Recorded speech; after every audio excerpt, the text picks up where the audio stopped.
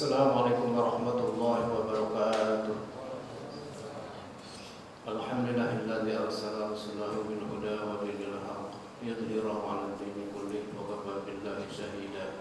Asyhadu an la ilaha illallah wahdahu la syarika lah wa asyhadu anna sayyidana Muhammadan abduhu wa rasuluh.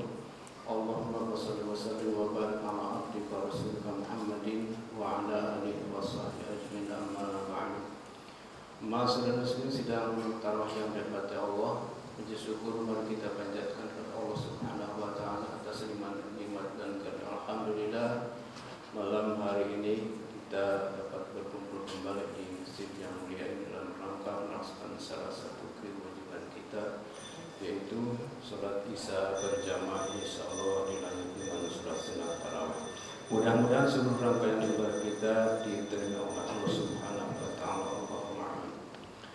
Salawat dan salam semoga selalu tercurah pada junjungan kita yaitu Nabi besar Muhammad sallallahu alaihi wasallam, kepada sahabatnya, kepada kita seluruh umatnya, mudah-mudahan selalu istiqomah kepada Allah Subhanahu.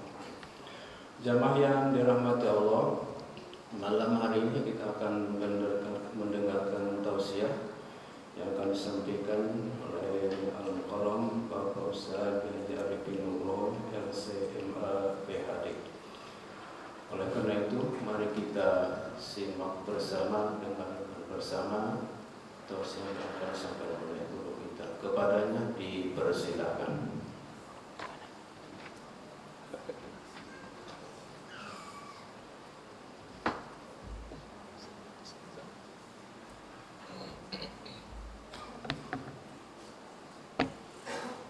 Bismillahirrahmanirrahim.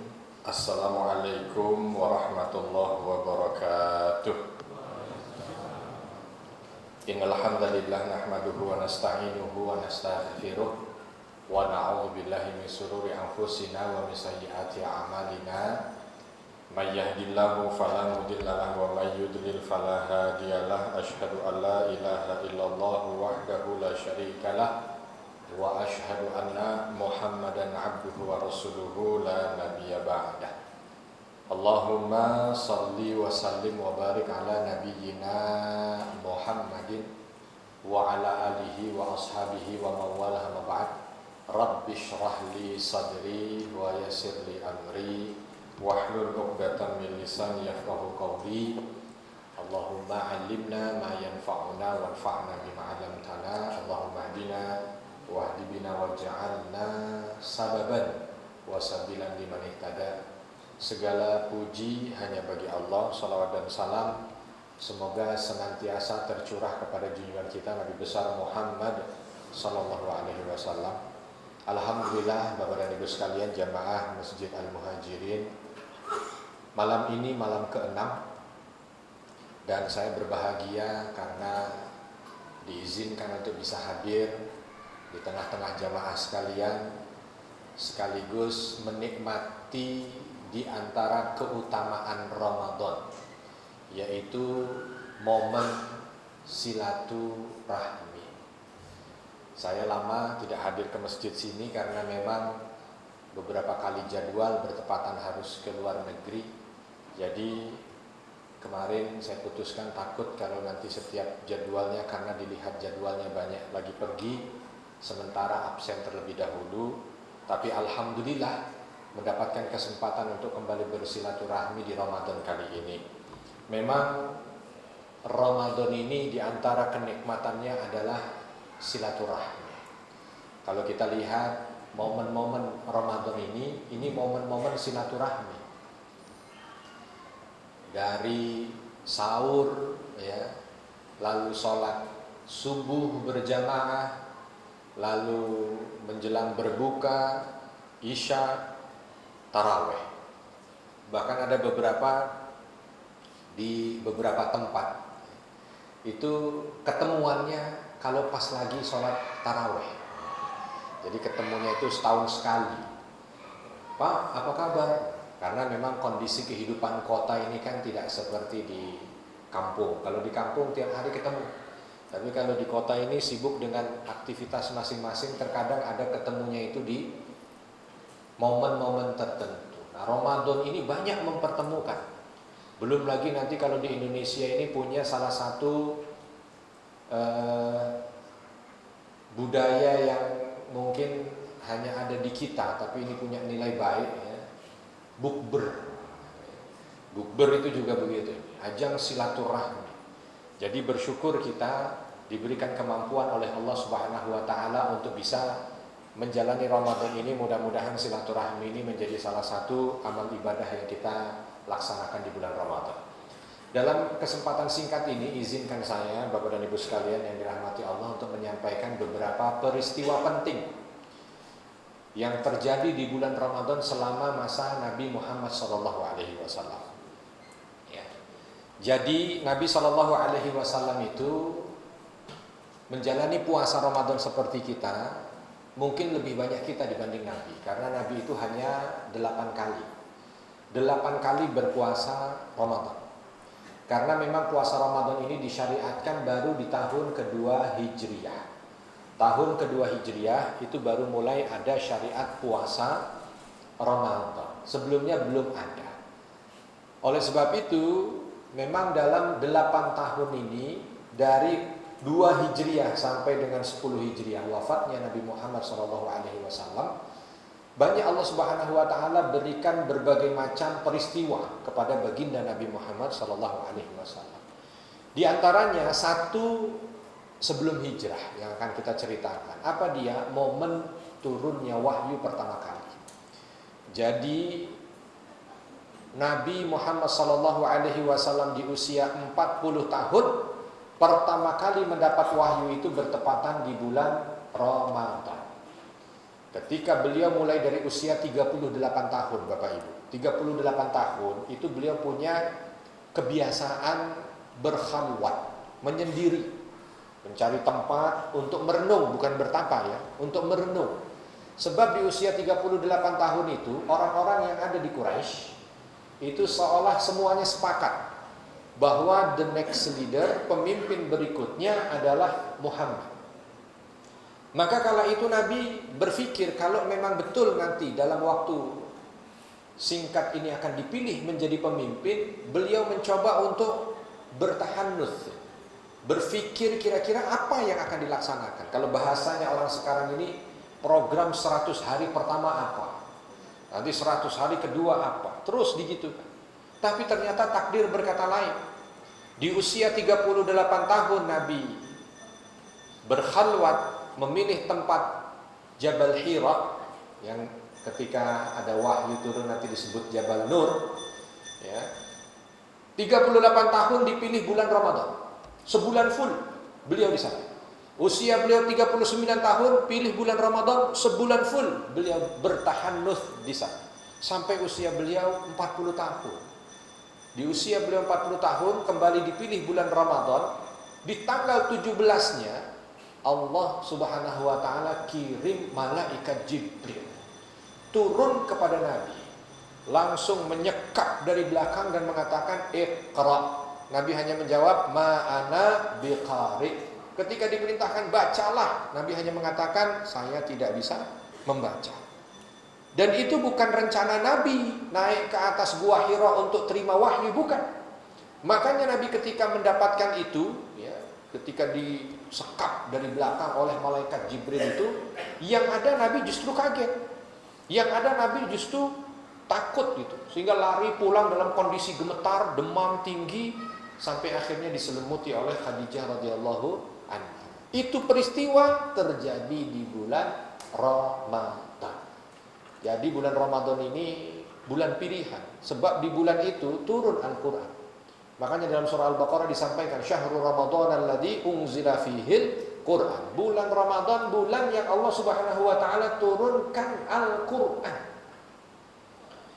Ya, dan ternyata kalau kita buka beberapa pendapat dari para mufassir, Al-Quran itu bukan satu-satunya kitab yang diturunkan di bulan Ramadan. Semua kitab sebelumnya, dari Zabur, dari Suhuf, Taurat, Zabur, Injil, itu pun semua kalau dirunut bertepatan juga bulannya dengan bulan Ramadan. Jadi bulan di mana firman Allah itu turun. Itu yang pertama. Yang kedua, peristiwa berikutnya tahun kedua Hijriah. Di tahun kedua Hijriah ini ada dua peristiwa besar. Peristiwa pertama, diwajibkan pertama kali puasa Ramadan. Yang sebelumnya Nabi dan para sahabat belum pernah puasa sebulan full, belum pernah. Dimulai dari tahun 2 Hijriah. Bertepatan dengan itu juga takdir Allah hadir, kaum muslimin harus mengalami peperangan besar, peperangan Badar. Perang Badar. Ya, ini peperangan besar kala itu.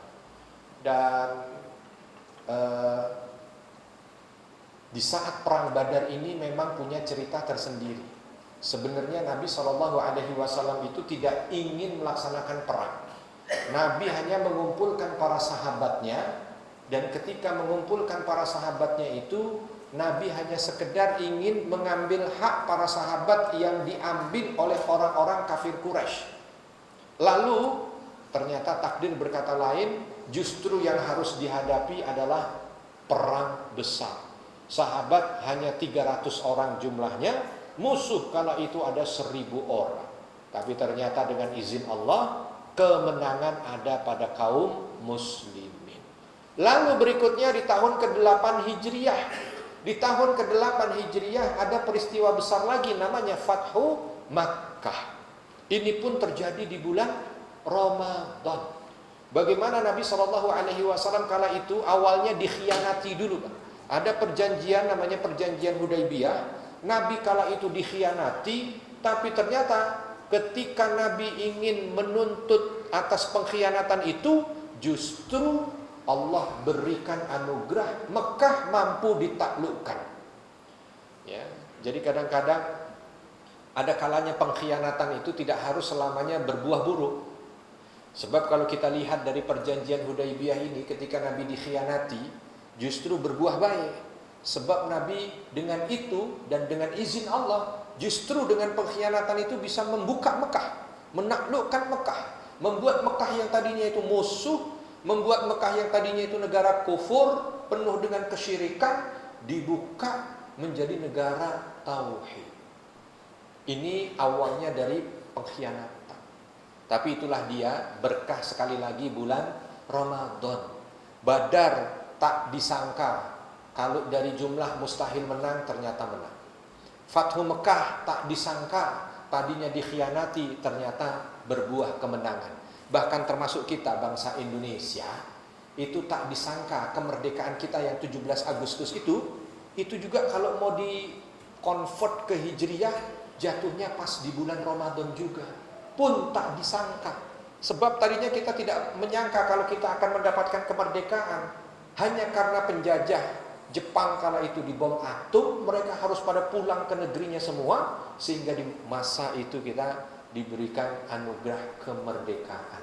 Banyak hal-hal yang tidak disangka di bulan Ramadan yang Allah berikan pada umat-umat terdahulu, banyak. Maka mudah-mudahan kita pun di sini begitu.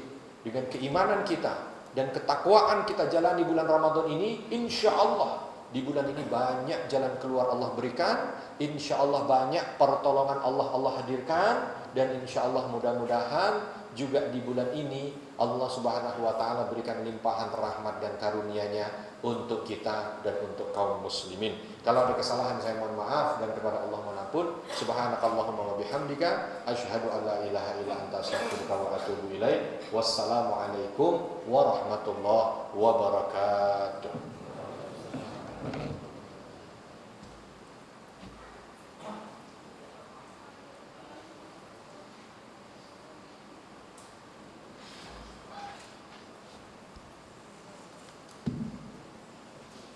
Alhamdulillah telah kita dengar bersama tausiah yang telah disampaikan oleh Al-Mukarram Ustaz Arifin Nugroho. Oleh karena itu mudah-mudahan apa yang disampaikan kita bisa mengambil manfaatnya. Amin ya Allah ya Rabbal Alamin. Jamaah yang dirahmati Allah, selanjutnya kami sampaikan hasil tombol kotak amal tarawih tanggal 4 Maret sebesar Rp1.051.000. Memasukkan infak dari PSI sebesar Rp94.000, jumlah Rp1.145.000. Jumlah kotak amal tarawih sampai dengan hari ini sebesar Rp3.828.000. Jazakallahu khairan jazaa fid dunya wal akhirah. Semoga seluruh infak sedekah para jemaah sekalian pahala diberikan di hadapan Allah Subhanahu wa taala. Amin ya rabbal alamin. Juga tidak lupa kepada para jemaah yang telah menghidangkan